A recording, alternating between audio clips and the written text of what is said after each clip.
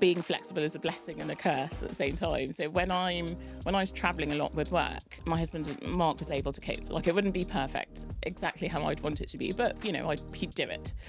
But being around, you sort of see the things that you could do better, and you sort of get involved when you don't necessarily have to get involved. And so part of the lesson that I've had to learn is to sort of step back and see what happens. You know, I think running or raising family is pretty much like running a business in my head. I do like that team analogy though. Like, we always talk about modern parenting being an extreme sport, but I do think it's a team sport as well. And I think a lot of the time the conversation around these topics results in like division and blame and resentment and some of these terms. And actually, if we're looking kind of pragmatically and objectively at the problem, we all need to understand what our roles in it are and how to look at things differently and just try and come up with a better way.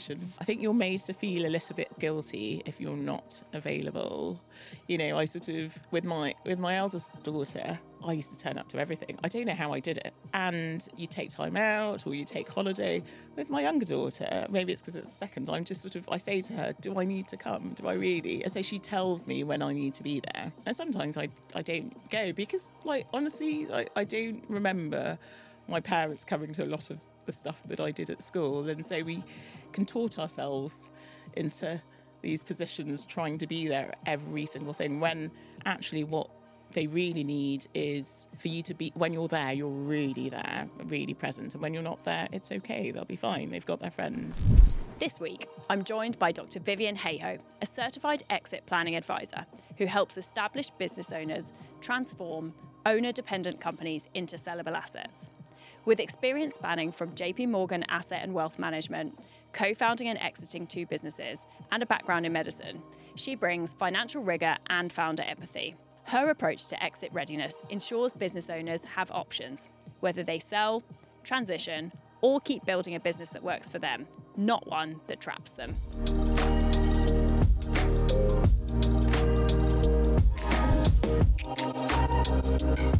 Vivienne, thanks so much for joining us on the pod. So let's start with how you're raised before we jump into how you're raising. Like, tell me a little bit about family life for you growing up. Thanks for having me. My family is a family of 6, huge family. Always lots of people growing up, which is a good and a bad thing. The good thing is that I always had someone to play with or chat to.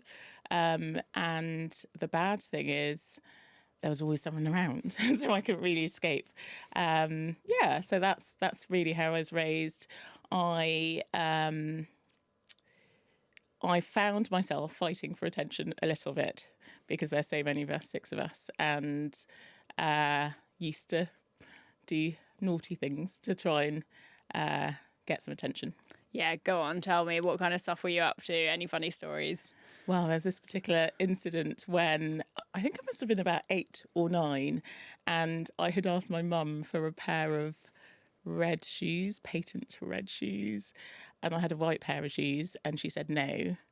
I asked her again and she said no, and then there was some red shoe polish in the house, and I took the shoe polish and I painted my white shoes red, and she was furious because obviously with the 6 children, things were not that money-wise was a bit tight, and so she was very angry with me and did not buy me a new pair of shoes. She bought me another pair of white shoes. So things like that, where I was basically fighting for attention with 5 other siblings, was what I'd say from growing up. But it was, fun. 2.4.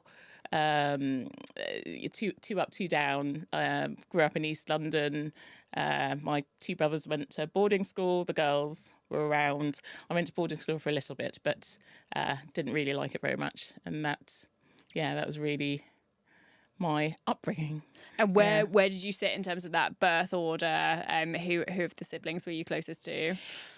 So I'd say I was the youngest because there's a big age gap between my younger brother and me.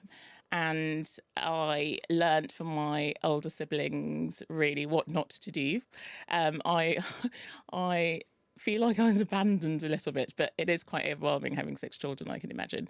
And I Yeah, being a fifth child, I guess I was quite independent, and I learnt how to just sort of negotiate the world around me. So my elder sister was like a surrogate mum. There's a massive age gap between the two of us. So I actually remember her teaching me how to write. So she probably helped my mum out quite a lot. My mum's a younger mother, and yeah, my dad had travelled quite a bit. So, but she was around. I feel like she was around, but I get the sense that she was working as well. But I don't really know what she did up until my teenage years. She's a pharmacist, and I sort of started to see her work a bit more. Yeah. And did that independence, was that sort of an expectation of you to get on with things on your own, or do you think that's something you sought out? Do you know what? I don't know. I think she just...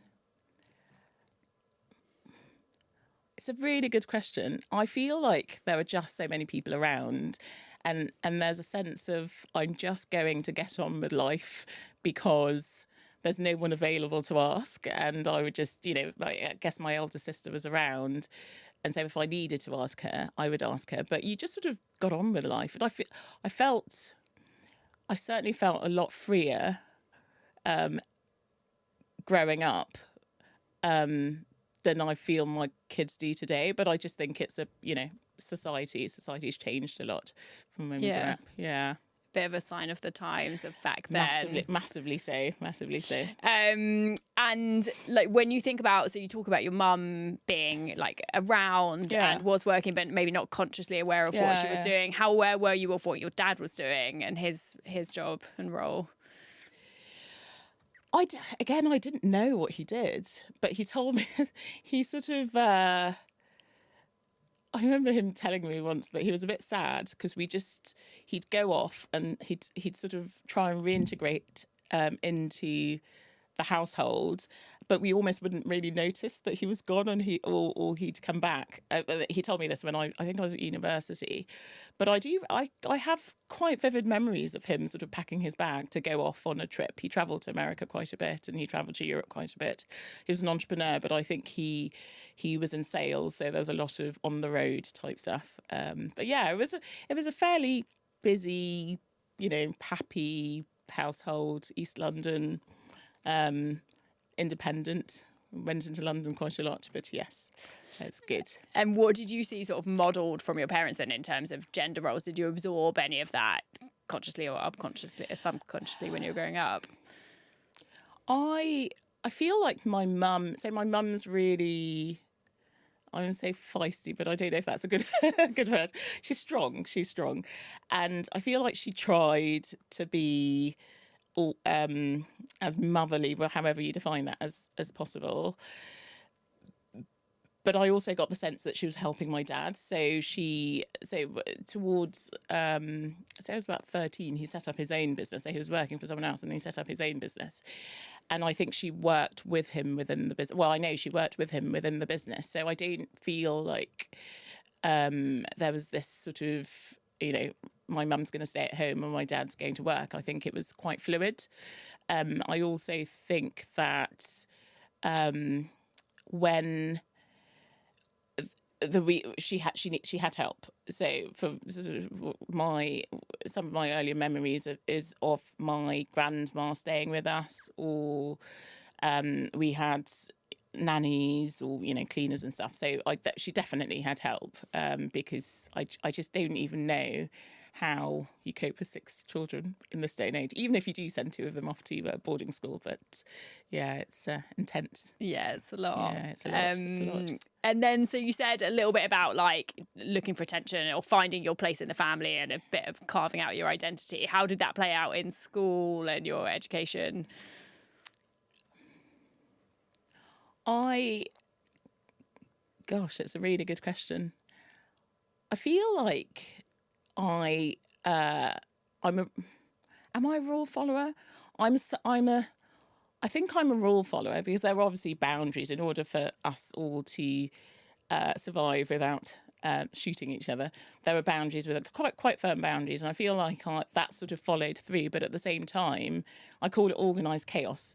At the same time, I feel like we were quite free, so that's kind of carried through. So I almost know when to push the boundaries if I want to, but I feel like they were clear about what the boundaries were. Yeah, so in terms of how that's carried through to work, I feel that like there's a rebelliousness to me that comes out when I really want something. I think I sort of mentioned this to you earlier, when the best way to get me to achieve a goal is to tell me that I can't do it. And that sort of probably shows itself in different ways all the changes in careers that I've had over time. But there's a quiet rebelliousness to me, I'd say. Yeah. Cool. Probably from being the fifth. Well, I say the fifth, the sixth, the fifth with my younger brothers, like a youngest child. But there's an order of hierarchy where you're constantly being told what to do, and there's a bit in me that's like, don't tell me what to do. I'm just going to do what I'm going to do. Yeah.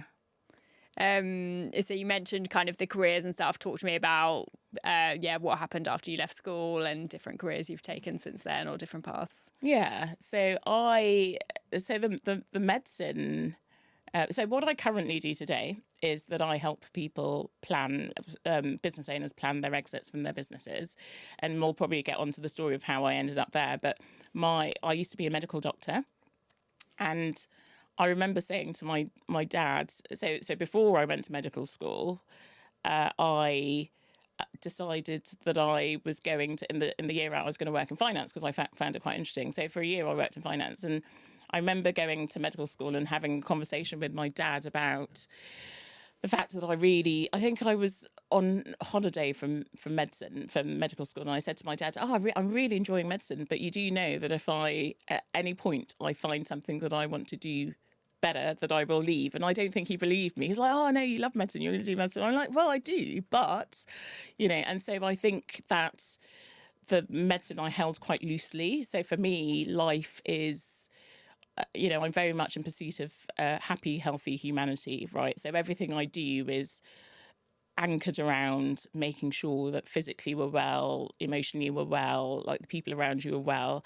And the moment it doesn't feel right, then I hold it loosely, so I move on. So medicine was what I did for 10 years. I was an intensive care doctor, anaesthetist, intensive care doctor here in the UK.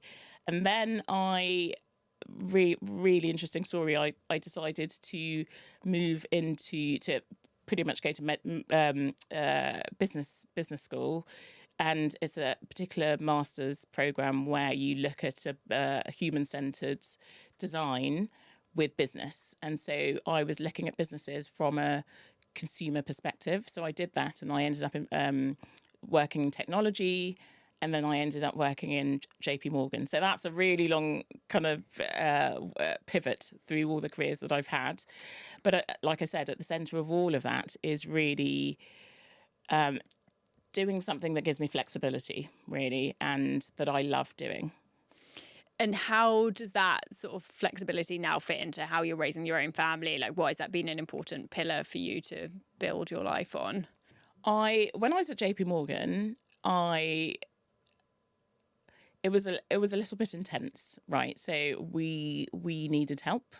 My husband works from home. He's always had flexible careers. So he's a geologist, but he's always had flexibility to his job, and that was great because then I could sort of focus on my career. We had a nanny, and then I think it got to the stage that I felt that I wanted to be around a little bit more and have the flexibility to do what I wanted to do. But actually, at the same time,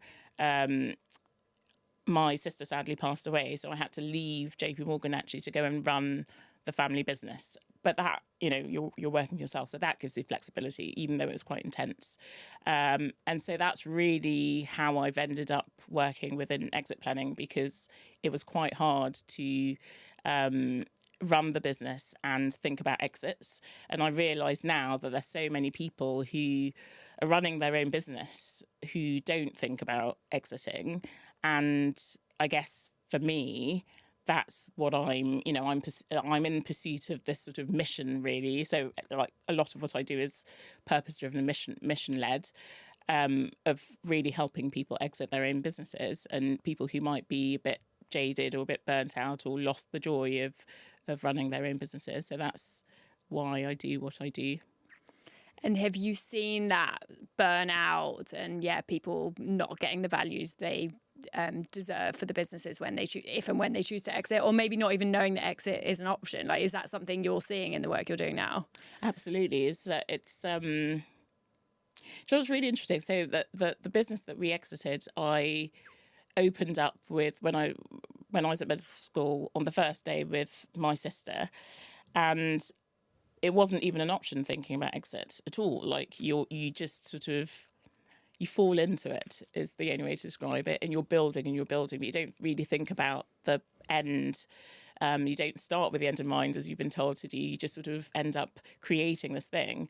And what I'm finding with a lot of owners that I work with is they get to the stage where they start thinking of, as entrepreneurs, oh, what's next? Or they start thinking about the fact that they've lost a little bit of joy in what they're doing, and they don't know how to readjust. And it's really intense. So I work with owner-led businesses, but, having an owner-led business and running the household, they're quite similar. So, as parents, you're expected to run a household. You've got children, you're thinking about, but especially as a mother, right? They're coming to you with emotional needs and physical needs and financial needs. And actually, if you're able to put structures in place and systems in place to help, you're able to step away a bit more and give the children a bit of independence. And so really, when I'm exit planning, that's exactly what I'm trying to say to the founders or the business owners, really. How can we put systems in place that will help you step away from the business? Because just by stepping away from the business, you increase the valuation of your business. And so stop being so needed is the only way to describe it. And the same as in the household, there's a stage at which you're really needed when the children are young, but there's also a stage where you have to put things in place, whether it's tidy your room on these particular days or do this on this particular day, so that they can do it on their own and they can gain independence. And I find that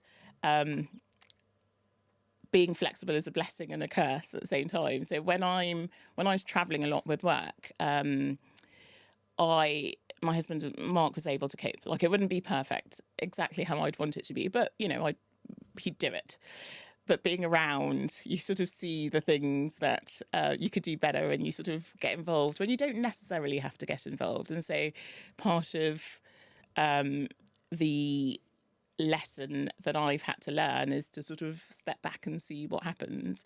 And both of my children are they're very different, and I parent them differently. So one of them is really independent and literally she's like, I'll do it. And then the other one is quite collaborative, and she sort of wants you to be involved and remind her to do things, or like walk alongside her. So, I think running or raising a family is pretty much like running a business in my head. I think there are so many parallels, and actually I think this is what causes so much tension and pressure, is that we're trying to run our homes and families as if they're not that, but actually you have to have really clearly defined roles and responsibilities. You have to have systems and technology that take the strain for you. You have to have an understanding of who's doing what at what times, and reminders, so that you can do the things that only you can do. And I think if we view it in a way that we can't apply some of that thinking and those like system level thinking essentially to the home, then we're making it so much more difficult for ourselves. Yeah, absolutely. My brain works in systems, and sometimes I wonder if I'm being a little bit too rigid at home. So I have to sort of, hopefully I'm quite self-aware, like step back and just, let's play some games or be creative. But I think for me, like survival is really about just being structured. So organised chaos is what I call it. So being chaotic, but within the framework of organisation, and having technology to help. Just having two children at two different schools, slightly different ages, with comms from different schools, or just the one of them rows and then the other one plays hockey, and like there's so much. And if you don't, I've got a color coded calendar, and everyone knows what they're doing, and it just there has to be some rigidity to family life, because I feel like I'm quite creative. I went to the Royal College of Art, so I've got to be fairly creative.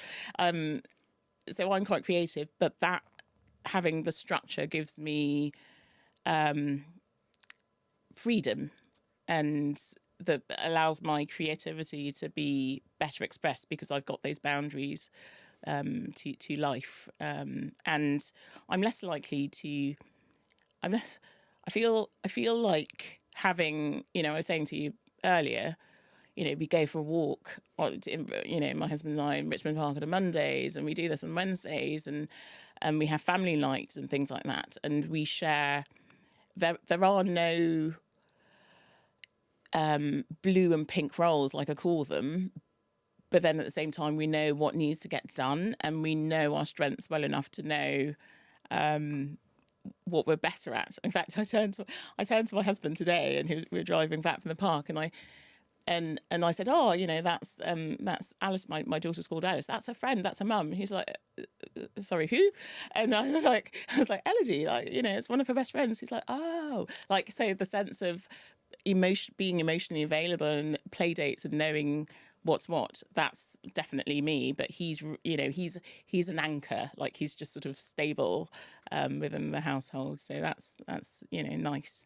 Yeah, I think you make such a good point, because again, at work we would have skills matrices and analysis of what people are good at, and then you feel the strain less intently. I think when we're trying to force people into things that are not natural or strengths for them, and obviously this looks really different for every family, which is why it's so hard to redefine and distribute the modern load effectively in a way that everyone feels like they're doing okay, because it looks so different in so many different families and settings and day to day in the same family. It's so different. And I feel like we've been married for a very long time, and we know each other well enough now. I know he knows what my strengths are. I know, he's quite analytical. I'm more sort of big picture. I think I'm more fun. I don't know if he'd agree, but so certain things I do, like I'll plan all the fun trips, or but in terms of the detail of how we get there, that's definitely him. He'll have a spreadsheet and he'll do lots of rest. That's not me. And like, I think that, when I met him, for example, he loves cooking. I do not love cooking. I do it because I have to. But I think half of the battle is understanding what gives you energy as individuals, and leaning into that, and just saying, here are the things that need to get done, and we're just going to lean into our strengths and what gives us energy. And it's a bit of give and take, but I think that there are four of us. I think we've come to this place where we are a team, even with the children, sort of pulling together, and knowing that they are part of the solution to some degree. Like if I've made dinner, well, let's clear up, or you clear up, or I'll set the table, or I'll, put the stuff in the laundry. So here are a list of tasks that need to get done. And I'm very vocal about the tasks that need to get done. And, let's all muck in help. And, during COVID, we lost our cleaner. And so it's like, well, here's the vacuum cleaner. We're all going to have to muck in. Yeah, that's how we operate. But it's, it's different for different people, different families operate differently. Yeah, I do like that team analogy though. Like we always talk about modern parenting being an extreme sport, but I do think it's a team sport as well. And I think a lot of the time the conversation around these topics results in like division and blame and resentment and some of these terms. And actually, if we're looking kind of pragmatically and objectively at the problem, we all need to understand what our roles in it are and how to look at things differently and just try and come up with a better way. Yeah, absolutely. My husband used to say that he's all about equality. It's like, so if I'd ever say to him, the bins, that's a man job, he'd be like, is it though? Is it? And it's a team job. It's something that needs to get done. And yeah, I do still feel like I end up carrying a lot of the planning weight though. And I don't know if that's because it's because as women we do that, or if that's because I'm a bigger planner than he is from a household, or if he's just decided, well, you're doing it, so I'm not going to think about it. But I do feel like I end up planning a lot more than he does. I'm interested in kind of how you guys contracted or spoke about any of this stuff. I think we've spoken before about kind of values, and your partnership was kind of attraction around those values. Did that feed into how you spoke about raising the family and how things would work before you had the girls? We didn't talk about it at all, which I think we probably, retrospectively, probably should have done. We didn't talk about who would do what.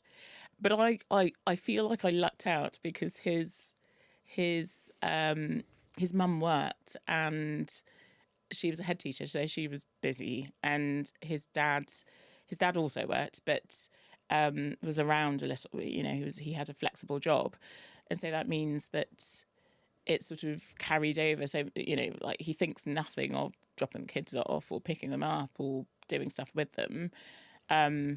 We did talk. We talked a bit about values and things I don't like doing. So I sort of, I knew that he loved cooking. And in fact, like one of our earliest dates was a dinner party. I'm like, well, great, he can host dinner parties because I really hate doing dinner parties. And so subconsciously, we just ended up in a place where we had similar values. And so it would, around kind of money and around raising children, so it sort of worked, but we definitely didn't sit down and plan it. Perhaps we should have done. But and so over the years, I guess we've had to adjust. And there's a lot of give and take, right? Sometimes you're a bit tired and you're like, well, it's your turn now. But yeah, there's a lot of give and take around modern day parenting. One of the things I find actually quite challenging about modern day parenting is the expectation, like the societal expectation of what you should be doing and what you shouldn't be doing. I think we talked a little bit about this before. But, I feel like I was a lot freer growing up, and it's I'm trying to have that carry through to the children, but it's difficult because we live in a certain part of London that is fairly affluent, and people are doing that, and you're subject to I don't really want to say judgment, but people are judging you, right, and they're judging your choices. And so I said to someone the other day, my daughter goes into London. We live on the outskirts of London in Zone 6. And she goes into London. And they're like, what? She takes the train on her own, like on the train. I'm like, yes, because I did. I was getting the bus all around London when I was 13. And so that's, to me, that's okay. Or so-and-so's doing this outside club so she can be better at school, and you're like, oh, should I be doing that? And so all of these expectations, people's expectations, you almost have to be conscious about saying, no, this is how our family operates, and we're just gonna just going to crack on with it. I think there's so much truth in that. Is parenting's been declared a public health crisis in the States alongside smoking and obesity. And it's based on that, is the expectation piece of, I'm sure you will have heard about this before, but actually full-time working mothers now spend more time with their kids than stay-at-home mums did like 20, 30 years ago. And we've got this obsession around, there's so much guilt and expectation and pressure. And so all the time we're with our kids, we're trying to make these magical memories and create learning moments and magical moments and all of these things. It's become kind of this real noose around our necks. And we're experiencing that pressure in a way that our parents didn't. And I think what's really interesting around that is the consideration of the impact that is having on our kids. So you're referencing there that feeling of freedom. They will definitely be feeling the tension and the pressure that we're applying to that environment. Because we're always there. I think that's it. Just and some, society's changed, so we are always around, but we don't have the structures that we did in the past. With, my mum lives 2.5 hours away from us. My father's passed away. My siblings live quite far away from us, and so we don't have the same structures. So we are raising the children, or we're doing family in community, which is why I love where we live. But at the same time, you're looking around at other people doing the same thing as you are. They're always there, and so I think yes, it's difficult. I did not know that statistic about women, like working women spending more time, but totally makes sense. Because I think you're made to feel a little bit guilty if you're not available. I sort of, with my eldest daughter, I used to turn up to everything. I don't know how I did it, because I was, I think I'd left medicine then. So I was working consulting, and I was at JP Morgan. I'd turn up to stuff. And you take time out, or you take holiday. With my younger daughter, maybe it's because it's second, I'm just sort of, I say to her, do I need to come? Do I really? And so she tells me when I need to be there. The other day she had, she had a school assembly in the morning, and she had a hockey match in the afternoon. So we had a discussion. I'm like, which of these do I need to be at? Because and she was like, oh no, just come to that one. And so that was nice. And sometimes I don't go because, honestly, I don't remember my parents coming to a lot of the stuff that I did at school. And so we contort ourselves into these positions trying to be there at every single thing, when actually what they really need is for you to be, when you're there, you're really there, really present. And when you're not there, it's okay. They'll be fine. They've got their friends. Yeah, it's very cool that you were able to involve her in that decision making as well. Yeah. So, what do you think you've built then in your family that's different to how you grew up? I talk to them a lot. So we have, I sometimes worry that they're quite adult conversations, but I we involve them in decisions. They know everything going, with us. We talk about, money. We talk about decisions we make and why we're making them. We talk about how they're different, because they are very different. They're different. There's a 4-year age gap between the two of them, and so what I don't want to happen is that they question the choices, and they don't understand why we made the choices. So we talk about all of that a lot. I don't recall there being a lot of chat, because there were so many of us, and but we talk a lot around the dinner table about, how was your day? How did you fail today? How did that make you feel? So there's a lot of the emotional availability that certainly we didn't have growing up. That's different. I think that's the main thing.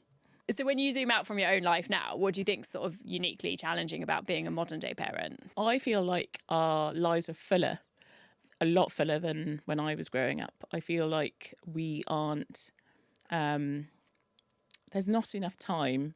I say to my husband the other day, children are doing all of these activities. What can we cut out? And we literally looked at all the things they do at the weekend. and we try to strip back everything. And so we now have sort of Saturdays for, so my daughter raised for a couple of hours, but we have Saturdays of nothing. But before that, you know, they had drama and then sport, and it's just full. And so we don't, you know, we are, as parents, are a bit stressed because we're sort of, you know, driving, we're doing a lot of driving to places, and we're not available as a family. And I think that connection is really important. I was speaking to a lady the other day who runs a charity, and she was talking about how she's that the charity that she runs is helping children who've been excluded from school. And it was at a Kingston Chamber of Commerce event. And she was saying that what she's finding is that parents aren't as resilient. So it's not that they don't want to help their children, especially when they've been excluded from school or, you know, preventing them from getting to that place. But it's just the parents themselves are a bit tired. You know, they're fraught and there's so much going on, and they're just, you know, they're like crawling to the end of the day. And so they're not as available as maybe our parents were. So, you know, we're talking about technology.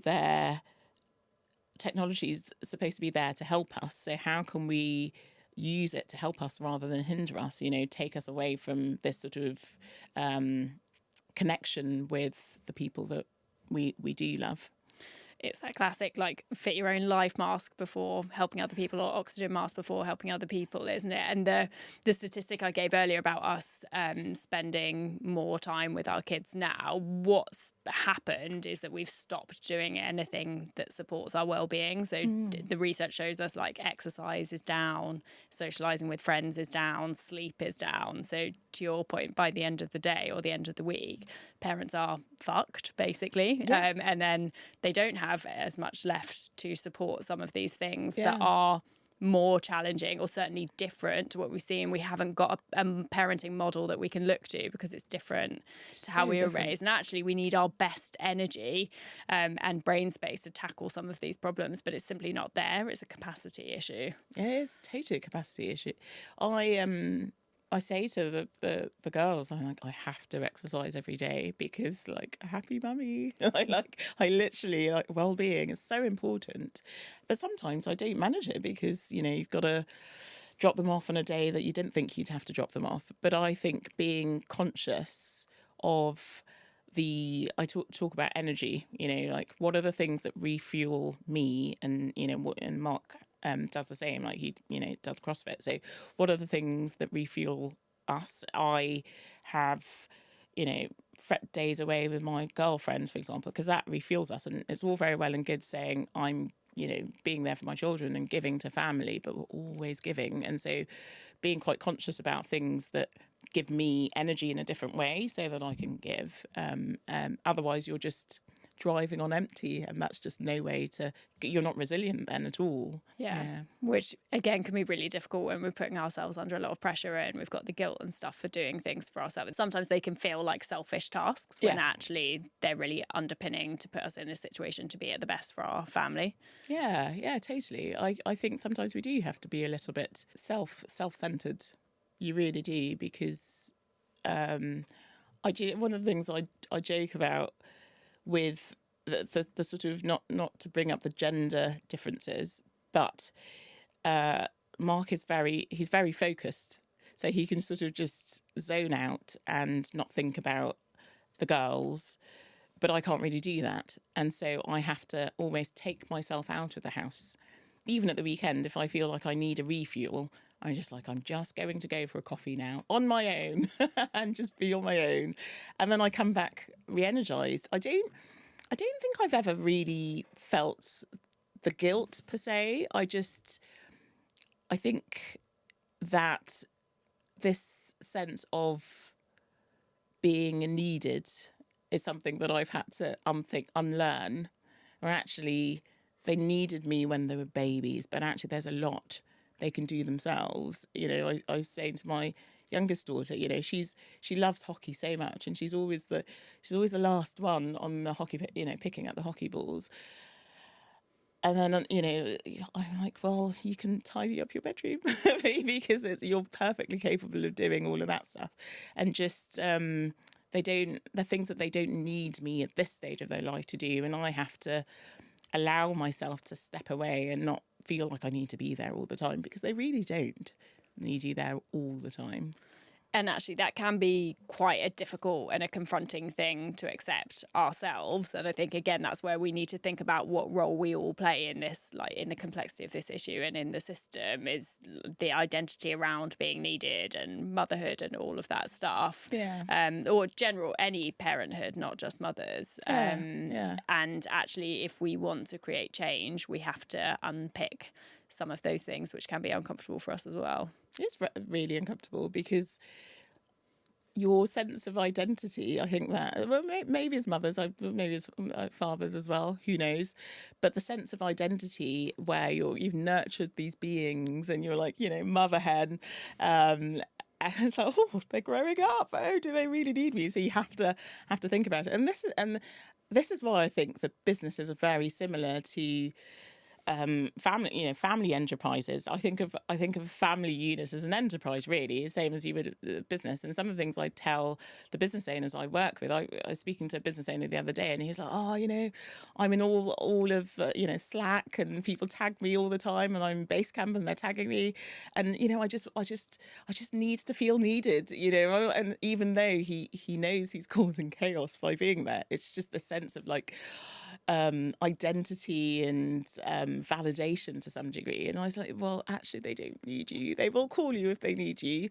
And the business ownership of increasing, we're trying to help you increase the value of your business by having you step out of the business so that it doesn't become an owner-led business anymore, because that increases the valuation. So it's a similar, I see them really, the parallels are there between family enterprises and business ownership, really. Definitely. And I think we can all admit to being a little bit addicted sometimes to like the hustle culture and the dopamine hits and the productivity and stuff. But actually, if you take a step back and think what you really want for your home, your work, your family, your business, that does require you taking a step back and not having your fingers in all the things all the time. Yeah. I think with a family, one of the things I love is, for the girls to be happy, for us to have a calm, all about calm and peace. I would say to them, like, it's peaceful, but also for it to be fun, because some of our happiest memories are just sort of sitting down with board games, around the table and just having a great time, or doing some baking or whatever, just lo-fi, but just having it really calm and collected. Yeah, everyone chipping in, that would be the ideal state. Yeah, and I think everything we're talking about, like, we're seeing burnout show up everywhere, like in this modern day culture, super fast pace, like drink wheatgrass shots, do burpees before you go into your board meeting, and that's really glamorized, I think. Are you seeing that burnout kind of in the people you're working with, the communities, the business ownership? I definitely am, and that's one of the things that I'm trying to prevent with the work that I do. So when I took over the business, when my sister passed away, I realised that she was doing so much. She was generating 70% of the revenue. She adopted a daughter. She was doing so much on her own, and actually, one of the things she could have done with at the time was having someone say to her, stop, prioritize what's important. And burnout's a bit of a spectrum, right? You don't, I think people think of burnout as going from 0 to 100 overnight, but they're signs, so it tends to be gradual. And I think actually as a parent you can burn out, so you're so busy working and doing home stuff that your brain's in a fog, or you're just exhausted, or you can't be bothered anymore. And so it's just knowing what the signs are of burnout. And back to energy, people talk about burnout as being doing too much of things that drain you or sap your energy. And so it's being self-aware enough to say, these things drain me, I'm going to refuel as a parent, but also from being a business owner, owner-led businesses, you have 100 people coming to you for decisions. do they need to come to you with all those decisions, or have you built a management team around you that can answer some of those questions? And that's part of the exit planning, thinking through how can we shift that ownership from just you being, at the head of it all and making all decisions, directing everyone, being in everything, to who else can help? How can I spread this, spread the load? It's all about spreading the load and being good at delegating things that you don't have to do. I often say to the business owners I work with is, we're so used to being told as leaders or CEOs, right, hire someone to do the things you don't like doing, but actually it's almost more important to hire people to do the things you like doing, because then you're making yourself redundant. Really, that's ultimately what we're trying to do. Yeah, so interesting. And I think that decision fatigue point you made is really interesting. And I think it's about 35,000 decisions we make a day as humans. Wow. And actually, if you're occupying a high proportion of those with bullshit stuff that you don't need to be doing, whether that's in home or family, then you're not allowing yourself space to make the decisions that count. Yeah. So I do think it's just a strategic move, basically, of working out where you want to use your brain power. Yeah, absolutely. And just prioritizing, the in medicine we talk about, there's very much a triage. Right, you don't, as a doctor, you don't have to do everything. There are some things that nurses can do, or there are some things that physios can do, but you like to think that you can do everything. But the reason you shouldn't be doing everything is because when you're needed, you're really needed, and you're needed quickly. So don't do the low-level tasks that other people can do. Delegate as much as possible. Absolutely. Yeah. I always like to finish the podcast with this question, because I do think home and work are kind of two sides of the same coin. So I'm really interested to hear, what was your first job? Ooh. How much money did you make per hour? And what did it teach you that you've taken into your life today? My first job, I was a sales assistant. Actually worked for my mum because she was a pharmacist, and I learnt that if you're nice to people, you sell more stuff. That's the answer. But I think actually it's about trust building. I was thinking about this on the way here. I think it's trust building, and what that has meant for me today, and in all of the career pivots I've done, but also what I'm currently doing. A business is, people talk about businesses as being their babies, and you're being entrusted with helping plan an exit. And so having time to build trust is really important. So I'd say that's the thing that I learned from my first job. Be nice to people and you'll sell more stuff. Great. The rules for living. Can you remember how much you got paid? Oh, how much I got paid. How much did your mum pay you? Do you know what? It's so little. I think it's something like £4.75 or something. It wasn't very much. The minimum wage was a lot lower than it is today when I was growing up. Yeah. Vivienne, thank you so much. I honestly could talk to you all day, but we'd love to have you back on the pod, and really appreciate your time. So thank you. Oh, thanks for having me. It's really good to talk about the modern load that we currently face. That was Vivienne, and this is The Modern Load. Real conversations about modern parenting, work, identity, and everything we carry in between. If this conversation resonated, please share. See you next week.